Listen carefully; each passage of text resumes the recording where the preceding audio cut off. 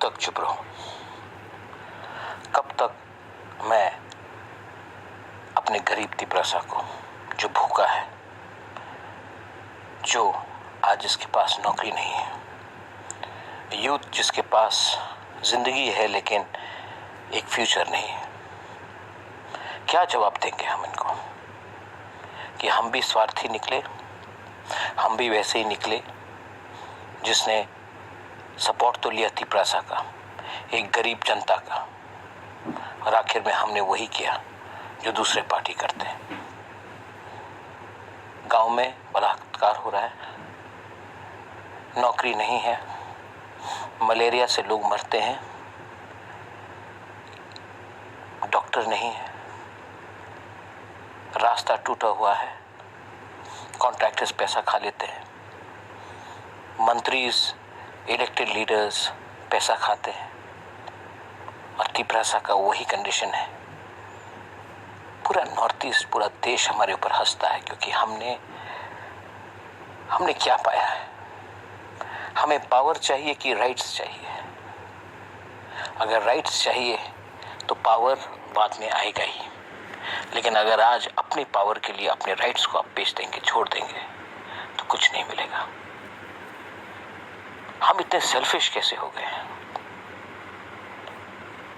ये सवाल मुझे दिल से खनखाता है। क्या हो गया है हमें? मरने के बाद ऊपर वाले को तो आपको जवाब देना पड़ेगा। क्या जवाब देंगे? कि हमने भी वही किया, सपोर्ट लिया एक गरीब जनता का, एक गरीब भूखा तिपरासा का, और हमने उन्हीं को वापस वही धोखा दिया जो 70 साल से नेता कर रहे हैं। क्या जवाब देंगे? एक दिन हम सब मरते हैं, एक दिन हम सब मरेंगे, लेकिन मरने से पहले एक बार अपने तिपरासा के लिए जी लो। सोचो, आज ये फाइट अपने लिए नहीं है, अपने भविष्य के लिए है, अपने यूथ के लिए है।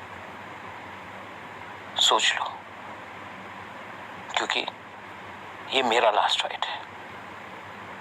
इसके बाद ना ताकत रहेगा, ना शरीर रहेगा, ना जान रहेगा, लेकिन जब तक ये मेरे पास है, मैं इस बार तो 2023 में फाइट करूंगा। मुझे मालूम नहीं है कि मेरे साथ कौन रहेगा, मुझे मालूम नहीं है, लेकिन मैं जानता हूं कि एक जो बूढ़ा गांव में माँ है, जो बूढ़ा गांव में तिपरासा है, वो मुझे प्यार करता है। यूथ है जो आशा करता है कि ये प्रद्योत मानिक कुछ न कुछ तो करेगा। ये मेरा सपोर्ट है। मैं जानता नहीं हूं क्या होगा, लेकिन मैं ये जानता हूं कि मैं तिपरासा को धोखा नहीं दे सकता। बेलाइनो हम पाए सोचना मैंने क्या बोला।